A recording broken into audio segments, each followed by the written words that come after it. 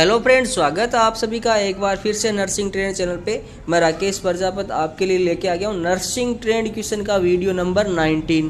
आज के question start करें उससे पहले कहना चाहूँगा कि अगर चैनल को अभी तक सब्सक्राइब नहीं किया है तो सब्सक्राइब कर ले तथा पास में जो घंटी का निशान आ रहा है उसको भी दबा ले, ताकि नेक्स्ट वीडियो को आप मिस नहीं करोगे और नेक्स्ट वीडियो का नोटिफिकेशन आपको सबसे पहले मिल सकेगा। आज के जो क्वेश्चन है उनमें क्वेश्चन फर्स्ट है, Adam's apple is related to. Adam's apple किससे रिलेटेड होता है? फेरिंग्स, लेरिंग्स, ट्रेकिया या फिर इसोफेगस। तो एडम्स एप्पल लेरिंग से रिलेटेड होता है। Option B is right. होता क्या है Adam's apple? The laryngeal prominence formed by thyroid cartilage. ये लेरिंजियल प्रोमिनेंस है जो कि थायराइड कार्टिलेज से बना हुआ है। लेरिंजियल प्रोमिनेंस है इसीलिए ये लेरिंज से रिलेटेड है। At the top of the trachea in the front of neck. ये जो ट्रेकिया है उसके टॉप पे बना हुआ होता है और नेक के सामने फ्रंट में होता है। इसीलिए किसी भी व्यक्ति की, स्पेशली मेल कैंडिडेट की, जब अपने नेक देखते हैं तो सामने एक उभार दिखता है कार्टिलेज का, उसी को एडम्स एप्पल कहते हैं। नेक्स्ट क्वेश्चन लेते हैं, exchange of gases between the blood and lungs is called. Gas का एक्सचेंज जो कि ब्लड और लंग्स के बीच में हो उसको क्या कहेंगे? Oxygenation, external respiration, internal respiration और एक्सक्रिएशन। तो फ्रेंड्स, ऐसा एक्सचेंज गैसों का जो कि ब्लड और लंग्स के बीच में हो उसको कहेंगे एक्सटर्नल रेस्पिरेशन। इंटरनल रेस्पिरेशन क्या होता है वो भी मैं बता देता हूँ। इंटरनल रेस्पिरेशन होता है exchange of gases between blood vessels and tissues और सेल। यानी गैसों का एक्सचेंज जो कि ब्लड वेसल्स और टिश्यू या कोशिकाओं के बीच में हो तो उसको इंटरनल रेस्पिरेशन कहेंगे। और लंग्स और ब्लड के बीच में जो गैसों का एक्सचेंज है वो कहलाएगा external respiration. I hope clear हो गया होगा। नेक्स्ट क्वेश्चन लेते हैं, normal tidal volume is. Normal tidal volume क्या होता है? तो फ्रेंड्स, जो एडल्ट पर्सन होता है उसका नॉर्मल टाइडल वॉल्यूम होता है 500 ml। Option D is right. Tidal volume क्या होता है वो भी बता देता हूँ। Tidal volume, the volume of air normally inhaled and exhaled with each regular breath. प्रत्येक रेगुलर ब्रीथ में नॉर्मली जो अमाउंट ऑफ एयर अंदर ली जाती है सांस के द्वारा और जो सांस के द्वारा बाहर निकाली जाती है उसको टाइडल वॉल्यूम कहते हैं। तो ये लगभग 500 ml एयर है वो एक बार में हम अंदर लेते हैं और वापस बाहर निकालते हैं। ये टाइडल वॉल्यूम हो गया। नेक्स्ट क्वेश्चन लेते हैं, diagnosis of COPD can be firmly made by. COPD का डायग्नोसिस है वो फर्मली किसके द्वारा बनाया जाता है? स्पायरोमीट्री, एक्सरे चेस्ट, एस्कल्टेशन या ब्लड टेस्ट। तो फ्रेंड्स, COPD का जो डायग्नोसिस है वो स्पायरोमीट्री के द्वारा बनाया जाता है। स्पायरोमीट्री से अपने लंग्स फंक्शनल टेस्ट करेंगे, लंग्स फंक्शन टेस्ट करेंगे तो उसके द्वारा COPD का डायग्नोसिस बनाया जाएगा। अब COPD में कौन कौन सी बीमारी आती है वो भी बता देता हूँ मैं। COPD की फुल फॉर्म है chronic obstructive pulmonary disease. Chronic obstructive pulmonary disease, इसमें 4 डिजीज शामिल है, एम्फाइसीमा, क्रोनिक ऑब्स्ट्रक्टिव ब्रोंकाइटिस और क्रोनिक ब्रोंकिएक्टिसिस और ब्रोंकियल अस्थमा। ये 4 डिजीज COPD में शामिल होती है। Next question, which of the following nursing measure would be most appropriate in the care of the patient who has acute epistaxis. Acute epistaxis हो गई है यानी किसी व्यक्ति को अचानक नक्सीर छूट गई है तो उसमें सबसे पहले कौन सा नर्सिंग मेजर है वो सबसे बेस्ट रहेगा, मोस्ट अप्रोप्रिएट रहेगा? तो इसमें ऑप्शन दिए गए हैं, tilt the patient head back, यानी पेशेंट के हेड को बैक किया जाएगा। Place the patient head between his legs, उसकी टांगों के बीच में पेशेंट का हेड किया जाएगा। ऑप्शन सी है, pinch the nose and have the patients lean forward, नाक को दबा लिया जाएगा और पेशेंट का जो सिर है उसको आगे की तरफ कर दिया जाएगा। ऑप्शन डी है, place warm compress on the patients nasal bridge. Nasal bridge है पेशेंट का, उस पर हॉट कंप्रेशन देंगे। तो फ्रेंड्स, इसमें जो एक्यूट एपिस्टेक्सिस हो जाता है उसमें अपने को करना होता है सबसे पहले पेशेंट की नाक को बंद किया जाएगा, पिंच किया जाएगा और उसको आगे की तरफ सिर करके उसको लीन फॉरवर्ड यानी आगे की तरफ सिर करके बिठा दिया जाएगा, ताकि जो भी ब्लड है वो पेशेंट वापस एस्पिरेट न करे, स्वॉल्व न करे और नोज को पिंच करने से ब्लीडिंग है वो नोज की रुक जाए, नक्सीर जो छुट्टी है उसकी ब्लीडिंग है वो रुक जाए और पेशेंट को मुंह से सांस लेने के लिए बोलेंगे। तो ये ऑप्शन सी दिया गया है, option C is right. Next question है which acid convert milk into curd. कौन सा एसिड मिल्क को कर्ड में बदलता है? Citric acid, lactic acid, malic acid या फिर टार्टेरिक एसिड। तो मिल्क को कर्ड में बदलने वाला एसिड है lactic acid, option B is right. Next question लेते हैं friend, which one of the following enzyme is found in the saliva. Saliva में कौन सा एंजाइम पाया जाता है? रेनिन, टाइलिन, टेनिन या फिर रेजिन। तो फ्रेंड्स सेलाइवा में टाइलिन एंजाइम पाया जाता है, option B is right, ptyalin enzyme. Next question है, साथ ही साथ आपको बता दूं amount of saliva produced in one day. एक दिन में अपने मुंह में कितना सेलाइवा उत्पन्न होता है? तो इसका आंसर है 1.5 लीटर यानी लगभग 1.5 लीटर के बराबर। और डिफिशिएंट सेलाइवेशन कहलाएगा जीरो स्टोमिया यानी बार बार मुंह सूखना या सेलाइवा का कम प्रोडक्शन होना, कम सेलाइवा उत्पन्न होना कहलाएगा xerostomia. Next question, what is odynophagia. Odynophagia क्या है? Difficulty in swallowing, pain during swallowing या फिर अनेबल स्वैलो या फिर रीगर्गिटेशन। यानी ओडिनोफेजिया जो होता है वो होता है पेन ड्यूरिंग स्वैलोइंग, निगलने के दौरान दर्द होना, वो होगा ओडिनोफेजिया, ऑप्शन बी इज राइट। अब आपको बता देता हूँ डिस्फेजिया क्या होता है। डिस्फेजिया होता है डिफिकल्टी इन स्वैलोइंग यानी निगलने में कठिनाई होना, वो डिस्फेजिया होता है। नेक्स्ट क्वेश्चन लेते हैं, through which of the following organs maximum nutritional element in the blood are absorbed. जो न्यूट्रिशनल होते हैं अपनी बॉडी में खाए जाने वाले आहार से जो न्यूट्रिशनल वैल्यू मिलने वाली होती है वो ब्लड में किस ऑर्गन में सबसे ज़्यादा एब्जॉर्ब होती है? Mouth, large intestine, small intestine या फिर एब्डोमन। तो अपने द्वारा खाए गए जो भी भोजन है उसकी न्यूट्रिशनल वैल्यू है वो सबसे ज़्यादा स्मॉल इंटेस्टाइनल में एब्जॉर्ब होती है। लगभग 90% न्यूट्रिशनल एलिमेंट होते हैं वो स्मॉल इंटेस्टाइन में ही एब्जॉर्ब होते हैं।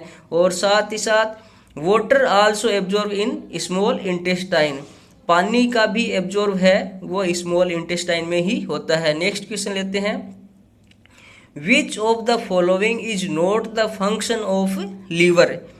लीवर का कौन सा फंक्शन नहीं है? Production of bile, detoxification of drugs, storage of glucose and storage of bile. तो फ्रेंड्स लीवर के जो फंक्शन है उसमें प्रोडक्शन ऑफ बाइल भी है, डिटॉक्सिफिकेशन ऑफ ड्रग्स भी है, स्टोरेज ऑफ ग्लूकोज भी है, बट स्टोरेज ऑफ बाइल है वो लीवर का फंक्शन नहीं होता है। सॉरी, स्टोरेज ऑफ बाइल है वो लीवर का फंक्शन नहीं होता है। तो स्टोरेज ऑफ बाइल है वो होता है गॉल ब्लैडर का फंक्शन।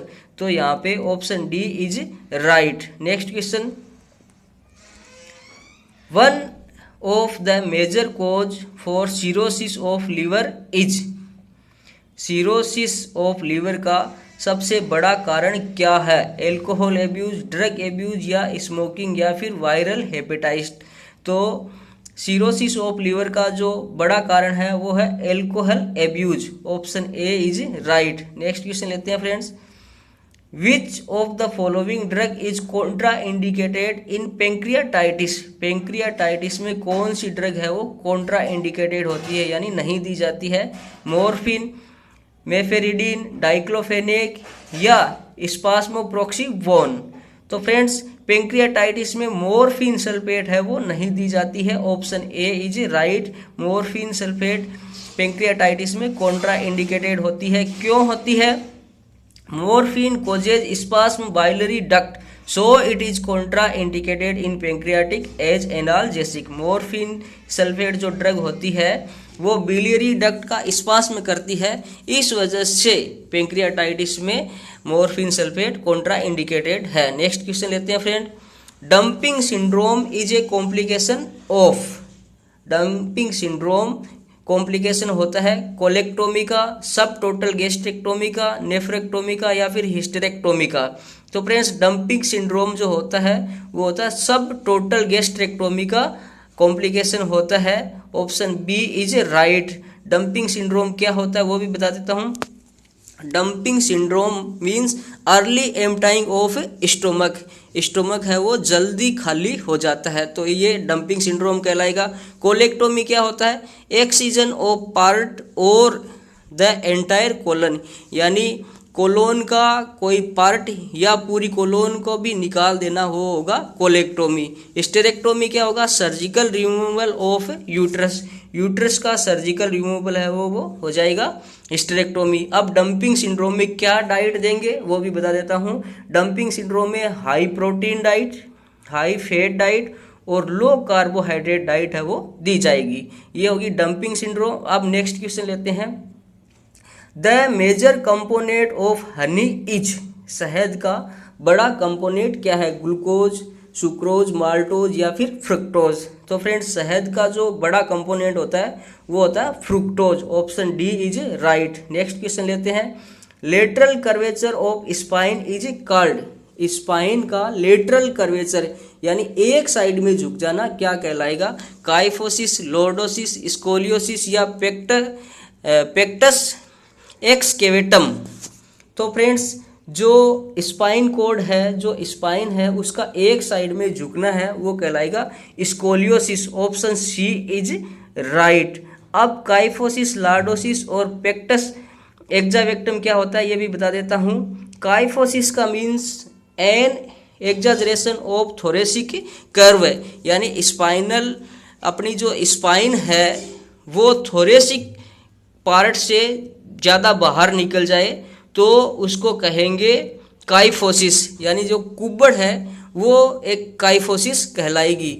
और लॉर्डोसिस क्या? लॉर्डोसिस होगा friends an exaggeration of lumbar curve, यानी स्पाइन का जो लंबर है, लंबर स्पाइन है उसका अगर एग्जाजरेशन यानी वो आगे की तरफ झुक जाए तो वो कहलाएगा lordosis.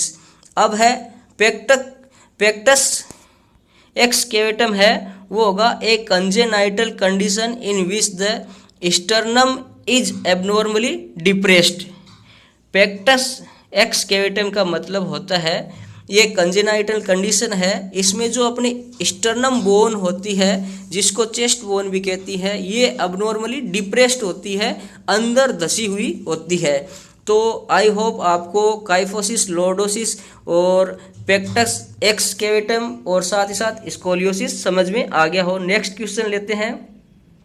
Goniometer is use to assess. Goniometer है वो किसके लिए काम में लिया जाता है? ऑडिटरी एक्यूटी के लिए या मसल्स स्ट्रेंथ के लिए या range of motion of joints के लिए या फिर विजुअल एक्यूटी के लिए? तो फ्रेंड्स गोनियोमीटर है वो यूज में लिया जाता है range of motion of joints assess करने के लिए। Option C is right. Next question है।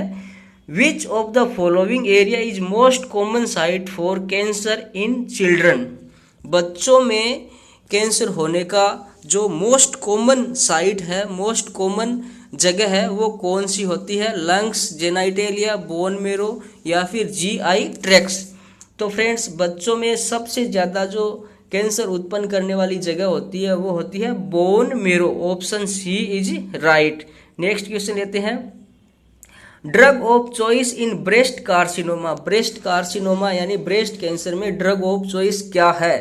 तो ब्रेस्ट कार्सिनोमा में ड्रग ऑफ चॉइस होती है tamoxifen citrate. Option C is right. Tamoxifen citrate है वो ड्रग ऑफ चॉइस है ब्रेस्ट कार्सिनोमा की।